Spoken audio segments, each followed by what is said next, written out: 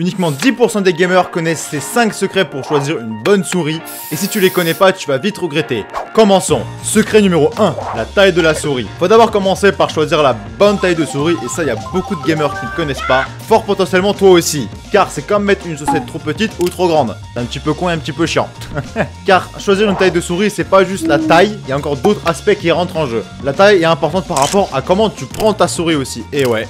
Et bien sûr, pour faire simple, il n'y a pas de convention internationale pour dire ici, on prend la souris comme ça et pas comme ça. Non, bien évidemment, il y a plein de styles différents. Ouais! Putain, ça casse les couilles. Et voici les 3 styles les plus courants pour choper une souris. Il y a celle où tu prends avec la paume, celle où tu le prends comme une pince de crabe et une avec le bout des doigts. C'est très important de savoir ça car ça va définir la taille de la souris que tu dois prendre. Et tu peux dire pourquoi prendre une bonne souris c'est important. Tu vas très vite comprendre qu'est-ce qui va se passer si tu achètes la mauvaise souris. Et comment savoir? Frérot, tu sais comment tu tiens ta souris quand même, non? Et comment choisir la taille de la souris? Et bah pour ça, il y a un autre concept qui est super important, qui est à prendre en compte. C'est le poids. Pourquoi c'est important? Plus c'est lourd, plus tu vas te fatiguer. Ah ça, si tu prends une barre à vide. Tu peux carrément danser avec et tu peux faire 1 milliard de répétitions carrément, ouais. Alors que si tu mets du poids, tu vas être en train de clamser, enfin 1 et 2. Tu vois, tu vas être en train de clamser. Donc c'est super important. Voici pourquoi. Encore une période où je jouais à CSGO. RIP soldat, heureux de t'avoir connu. Là, ce que je vais raconter, il y a beaucoup de gamers qui vont se reconnaître dedans. Une fois que j'ai lancé CSGO in-game, pendant 5 minutes j'étais nul à chier. C'est normal, c'est le temps que je me chauffe. Et après ces 5 minutes, je devenais un pro gamer sur CSGO. Carrément, je pouvais faire un 1 vs 5. Mais malheureusement, après 1 heure, vu que j'avais une souris qui était pas bonne, ma main était fatiguée, elle était en train de mourir. Et ensuite, je devenais absolument rincé au jeu. J'étais redevenu Silver 1. Et malheureusement, je rageais, je pétais un câble. Et ensuite, au revoir CSGO pour la journée. Et tout ça car ma main se fatiguait beaucoup trop vite à cause d'une souris inappropriée.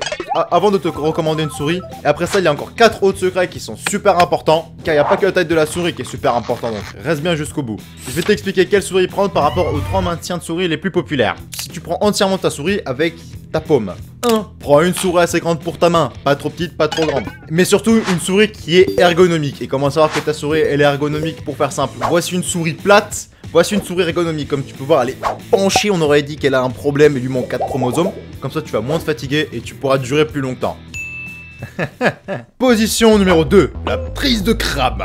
Il faut que ta souris soit un minimum grande, il faut qu'elle soit à la bonne taille par rapport à ta main, pas trop petite parce que sinon tu vas être littéralement en train de choper une maladie, tu vas choper le cancer du poignet en étant comme ça. Mais par contre, cette fois-ci, au lieu de prendre une souris ergonomique, tu dois prendre une souris qui est plate. Comme ça qu'une souris ergonomique, tu vas sacrément te fatiguer. Donc la position numéro 3, la pince avec les doigts. Il faut qu'elle soit ni trop grande ni trop petite par rapport à la taille de ta main, mais il faut qu'elle soit plus petite que pour les autres. Et encore une fois, une souris pas ergonomique, et puis voilà. Maintenant, il nous reste 4 secrets dont certains personne ne parle sur YouTube. Et pourtant, c'est super important pour choisir une bonne souris gamer. Allez, continuons.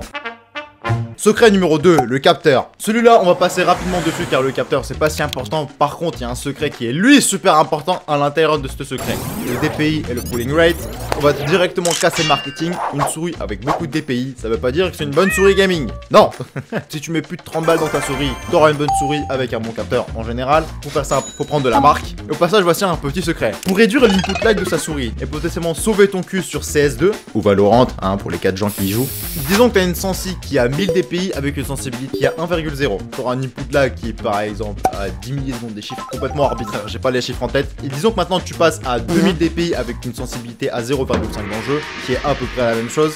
Tu auras un input lag par exemple de 5 millisecondes. Oui, tu auras un input lag qui est inférieur parce que sur la même distance, la sensibilité de ta souris va augmenter et elle va renvoyer beaucoup plus de données de déplacement rapidement à ton ordinateur. Wouh, la définition elle est longue, hein. Et en gros, le pooling rate qui est calculé en Hz, c'est combien de fois ta souris envoie des données à ton ordinateur. Voilà. Et là, passons sur les secrets que personne d'autre y parle et pourtant ils sont super importants. Secret numéro 3, les fonctions et sur les côtés de la souris. Oh là là là, les gens ils font tout le temps des erreurs par rapport à ça. Wouh! En général, les gamers ils prennent des souris avec 2 boutons sur le côté, voire encore plus avec 4 milliards de boutons sur le côté. C'est la pire des erreurs à faire. Voici pourquoi. En jouant à CSGO, je me suis rendu compte, disons que tu veux balancer une smoke et que sur le bouton 4 de la souris qui est ici, tu as mis ton AK-47. Disons que tu veux balancer une smoke, boum, il y a un ennemi qui apparaît, donc tu vas cliquer sur le bouton 4 de la souris pour récupérer ton AK-47. Le problème, ta main n'est plus très bien positionnée et tu vas vouloir flic. Malheureusement, la mémoire de ta main n'est pas habituée pour faire des flics comme ça, donc tu vas lui mettre à côté du crâne et lui il va te défoncer et toi tu vas péter un câble, tu vas rager et tu vas pleurer dans le coin.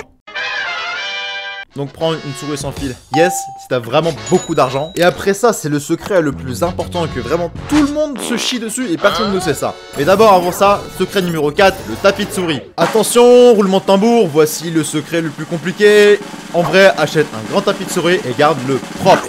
Waouh! Et bien évidemment, les gens ils sont obligés de compliquer cette affaire comme c'est pas permis. Voici mon programme pour la présidentielle 2024. Bienvenue à la présidentielle, votez pour hashtag. On va dire aux youtubeurs d'arrêter de conseiller, de proposer de l'hardware à... Ça sert strictement à rien de conseiller des tapis de souris à 70 balles, personne ne va les acheter. Merci, merci. J'en peux plus des youtubeurs qui recommandent des tapis de souris à 70 balles. Qui va acheter un tapis de souris à 70 balles, sérieusement?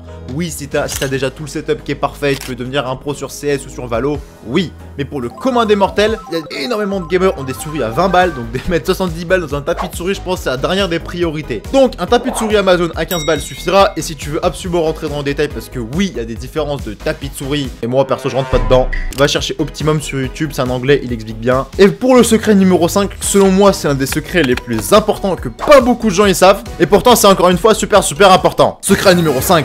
Règles de bonne utilisation et d'achat. S'il te plaît, s'il vous plaît, il y a un tapis de souris propre. Tant qu'il y a votre sperme sur le tapis de souris, sans qu'il y a le désert du Sahara dessus aussi. Voilà. Il y a beaucoup de gens qui font des erreurs, j'en peux plus. Et j'ai déjà entendu une chaîne Valorant professionnelle parler comme quoi il faut utiliser un maintien de souris à 20 balles pour le câble. Non! Juste tu tires assez de câble et puis c'est bon. Nickel, pas besoin de se faire chier à avoir un maintien de souris. Tu laisses assez de câble et puis ça passe crème. Aussi, pas de périphérique en blanc parce que les souris en blanc c'est dégueulasse, c'est moche. Donc achète surtout pas de souris en blanc, même j'ai envie de dire de périphérique en blanc parce que ça jaunit très vite. La crasse elle est super visible et c'est moche. Et aussi le plus important que là vraiment il y a personne qui sait ça à part si t'es un professionnel, l'accélération matérielle de la souris. C'est l'ennemi numéro 1 du gamer qui tente de progresser sur les jeux de compétition. En gros, pour faire simple, disons qu'on prend une distance qui elle ne varie pas. Disons qu'on fait bouger cette souris de manière lente, on peut voir qu'elle a parcouru seulement la moitié de l'écran. Par contre, disons que cette fois-ci je fais un geste de la même longueur, mais cette fois-ci de manière rapide, là on peut voir que la souris elle est partie à Tchernobyl carrément. Et ça c'est pas bon parce que la mémoire musculaire de ta main ne pourra jamais s'habituer parce que c'est aléatoire. Et ça il faut absolument l'éteindre. Et pour éteindre ça c'est super simple. Alors selon mes notes, tu vas dans les paramètres, tu tapes souris, option supplémentaire de la souris et tu éteins cette merde. Merci beaucoup. Aujourd'hui tu as appris énormément de choses sur les souris gamers. Mais frérot, une carte graphique de 15 ans donne quoi aujourd'hui? Est-ce qu'elle va toujours marcher? Est-ce que les jeux vont pouvoir lancer dessus? Est-ce qu'elle va exploser? C'est une excellente question. Et si tu veux voir cette carte graphique de 15 ans, qu'est-ce qu'elle donne aujourd'hui? Faut que tu cliques sur cette vidéo.